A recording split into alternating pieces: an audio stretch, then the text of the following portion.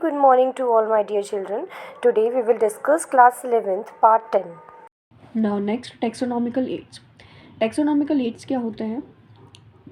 यहाँ पे मैंने रिटन किया हुआ है collection of samples of preserved organisms which help in research. यहाँ पे हम कलेक्शन करते हैं उन सैम्पल्स की, उन नमूनों की, और प्रिजर्व करते हैं उन ऑर्गेनिजम्स को जो हमें मदद करेंगे इन फ्यूचर रिसर्च करने में। तो हम कैसे कैसे तरीक़ों से ऐसा कर सकते हैं तो उसके बारे में हम बात करते हैं। उन्हें ही हम टैक्सोनॉमिकल एड्स कहते हैं। Taxonomic studies of various species of plants, animals, and other organisms are useful in agriculture, forestry, industry, and in general in knowing our bioresources and their diversity. तो टैक्सोनॉमिक स्टडी क्यों करते हैं हम? Taxonomist के perspective से study क्यों करते हैं? इसलिए करते हैं कि जिससे क्या कर सके, हमारे लिए यूज़फुल हो सके इन सारे ऑर्गेनिजम्स की, चाहे वो प्लांट्स हो, चाहे वो एनिमल्स और दूसरे हों, कि एग्रीकल्चर में उनका क्या यूज़ है, फॉरेस्ट्री में क्या यूज़ है, इंडस्ट्री में क्या यूज़ है, और जनरली हम उनके बारे में जितने भी बायो उनसे रिसोर्सेज बन सकते हैं उनके बारे में जान सकें, उनकी डाइवर्सिटी, उनकी वेराइटीज़ के बारे में जान सकें। These studies would require correct classification and identification of organisms. अगर आपको टेक्सोनॉमिकल पर्सपेक्टिव से स्टडी करनी है तो ज़रूरी है कि आपको सही से उसका क्लासिफिकेशन, उसका वर्गीकरण मालूम हो, उसका आइडेंटिफिकेशन मालूम हो ऑर्गेनिज्म का। Identification of organisms requires intensive laboratory and field studies. अगर आपको आइडेंटिफिकेशन करना है और किसी भी ऑर्गेनिज्म का, तो क्या ज़रूरत है? एक अच्छी से लेबोरेटरी हो जहाँ पे आप प्रॉपरली वर्क कर सकें, और आप फील्ड स्टडी मतलब जाकर भी पर्टिकुलरली एरिया में स्टडी कर सकें।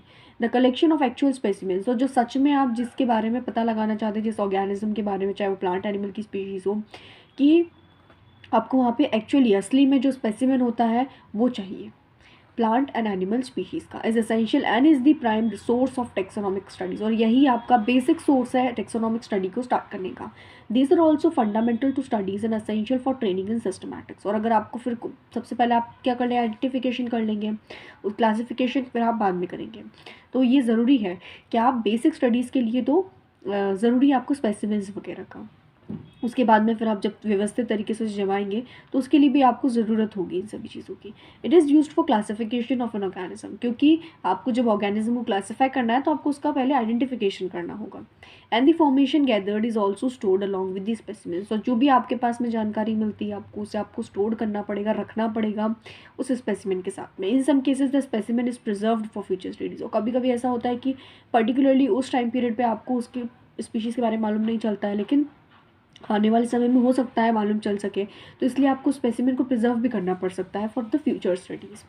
Biologist have established certain procedures and techniques to store and preserve the information as well as the specimens. जो बायोलॉजिस्ट थे उन्होंने इसी उद्देश्य से कि इन फ्यूचर हमें उस पर्टिकुलरली स्पीशीज़ के बारे में कुछ और जानकारी मिल जाए, हम उसके बारे में और कुछ जान पाएँ, तो हम क्या कर सकें, या कंपेयर करके जान पाएँ।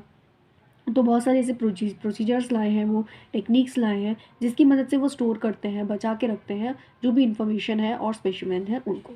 सम of these are explain to help you understand the uses of these aids. अब आपको इसमें से कुछ एक्सप्लेन किए हुए हैं यहाँ पे, जिससे आप क्या कर सकें, इनकी आप भी हेल्प ले सकें इन फ्यूचर फर्दर स्टडीज़ करने के लिए, रिसर्च करने के लिए। फर्स्ट यहाँ पे दिया गया है हर्बेरियम। हर्बेरियम मैंने हिंदी में लिख रखा है यहाँ पे, सूखी वनस्पतियों का संग्रह।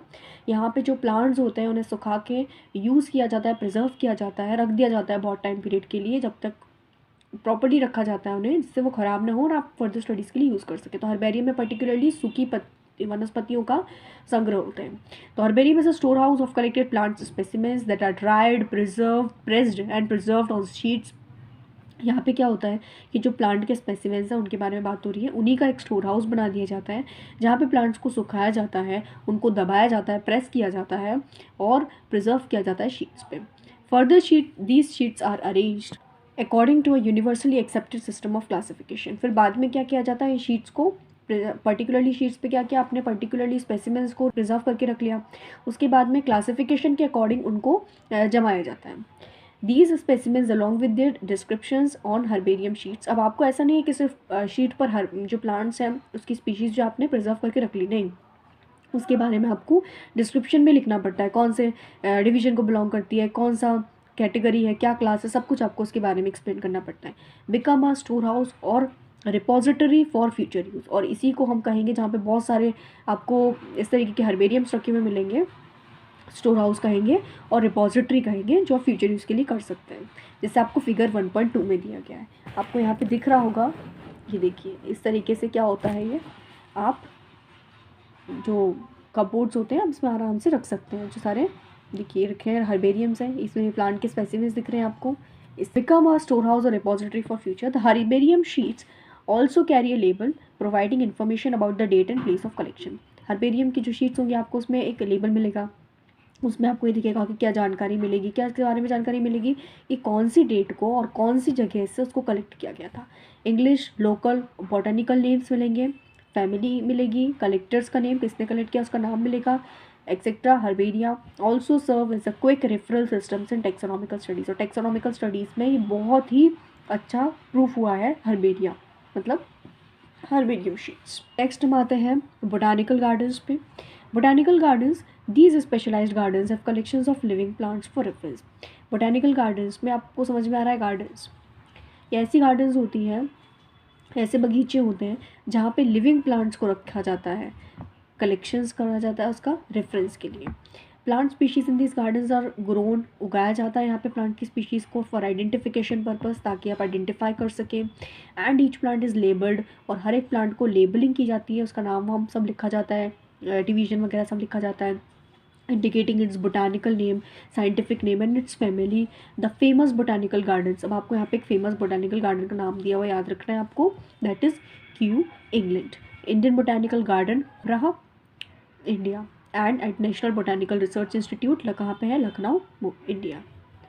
याद रखना है आपको, Kew England, Indian botanical garden Howrah India, and national botanical research institute Lucknow India. Museum. Biological museums are generally set up in educational institutions such as schools and colleges. Schools में, colleges में आपको museums देखने को मिल जाएंगे। Museums में क्या होता है, have collections of preserved plant and animal specimens for study and reference. Museums में आपको plant भी देखने को मिल जाएगा, animal भी देखने को मिल जाएगा, कैसे, specimens के फॉर्म में, ताकि आप उनकी पढ़ाई कर सकें और उससे कुछ रेफरेंस ले सकें। Specimens are preserved in the containers और जार्स इन प्रिजर्वेटिव सॉल्यूशंस। जो स्पेसिमेंस होते हैं उन्हें प्रिजर्व किया जाता है, बहुत समय तक उनको ख़राब होने से बचाया जाता है, जिसे कहते हैं प्रिजर्व करना, कंटेनर्स में, जार्स में और प्रिजर्वेटिव सॉल्यूशंस में। प्लांट्स एंड एनिमल स्पेसिमेंस में ऑल्सो भी प्रिजर्व्ड एज ड्राई स्पेसिमेंस। आप इन्हें प्लांट एनिमल्स के स्पेसिमेंस हैं ना, आप ड्राई फॉर्म में भी प्रिजर्व कर सकते हो। Insects are preserved in insect boxes. जो इंसेक्ट्स होते हैं उनको इंसेक्ट्स बॉक्सेस में रखते हैं। After collecting, killing and pinning, आप उन्हें कलेक्ट करते हैं, किल करते हैं और फिर पिन करते हैं। Large animals like birds and mammals are usually stuffed and preserved. सबसे पहले ये जो बड़े बड़े एनिमल्स होते हैं, इन्हें बर्ड्स और मैमल्स आ गए, इन्हें स्टफ्ड किया जाता है, इनमें फिलिंग की जाती है, फिर उन्हें प्रिजर्व किया जाता है। Museums often have collections of skeletons of animals too. Animals के स्केलेटन्स भी आपको म्यूजियम्स में देखने को मिलेंगे। Next is zoological parks.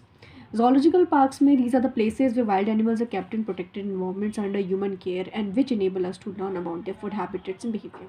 ये ऐसी जगह होती हैं जहाँ पे जो जंगली जानवर होते हैं उनको रखा जाता है बिल्कुल सुरक्षित वातावरण में, इन्वायरमेंट में, जहाँ पे ह्यूमन बींग्स उनकी केयर करते हैं और उनको प्रॉपरली फूड हैबिट्स के बारे में हम उनकी जान सकते हैं, उनके बिहेवियर कैसा उसके बारे में जान सकते हैं।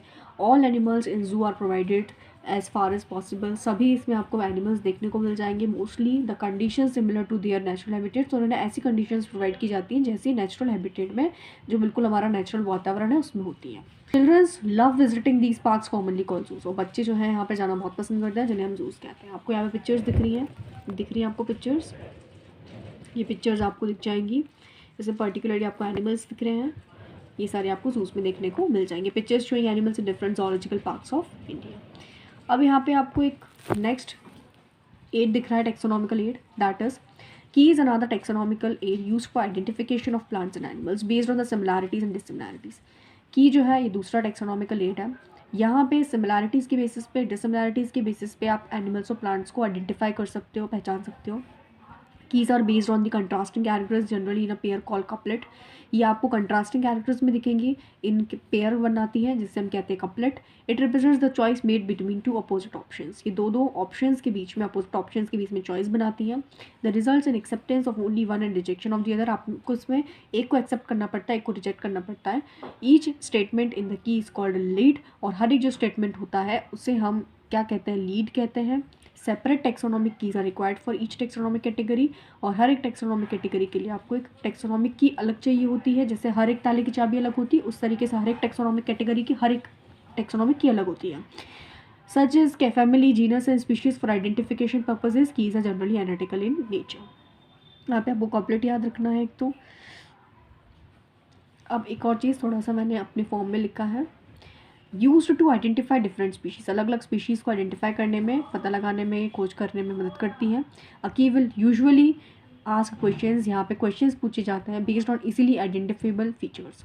और किस पे बेस होते हैं ये, आसानी से ऐसे फीचर्स के बारे में पता लगा सकें ऑर्गेनिजम्स के। तो ये हमने की के बारे में पढ़ लिया। Flora, manuals, monographs and catalogues are some other means of recording descriptions. ये जो आपको फ्लोरा दिख रहा है, मैनुअल्स दिख रहे हैं, मोनोग्राफ्स, कैटलॉग्स, ये सभी क्या है, दूसरी तरह के रिकॉर्डिंग डिस्क्रिप्शंस हैं। They also keep in correct identification, इनसे भी आप आइडेंटिफिकेशन पता लगा सकते हैं, सही लगा सकते हैं। Flora contains the actual account of habitat distribution of plants of a given area. अगर आप फ्लोरा की बात करें तो आपको यहाँ पे एक्चुअल जो हैबिटेट होगा उसके बारे में मालूम चलेगा, डिस्ट्रीब्यूशन ऑफ प्लांट्स के बारे में मालूम चलेगा। This provide the index of the plant species found in particular area, तो पर्टिकुलर एरिया में जो स्पीशीज प्लांट्स की रहती है उनके बारे में मालूम चलेगा आपको। Manuals are useful in providing information for identification of types of species found in area, किसी एरिया के अंदर आपको कौन सी पर्टिकुलर टाइप की स्पीशीज़ मिलेंगी, मैनुअल्स ये बताने में हेल्प करेंगी, इन्फॉर्मेशन देंगी। Monographs contains information on any one taxon, और मोनोग्राफ्स में आपको जैसा नाम से समझ में आ रहा है एक ही टेक्सॉन के बारे में, एक ही रैंक की कैटेगरी के बारे में मालूम चलेगा। Thanks for watching. I hope you all liked and enjoyed the video series of the chapter The Living World, Unit 1. Don't forget to like, share and subscribe the channel.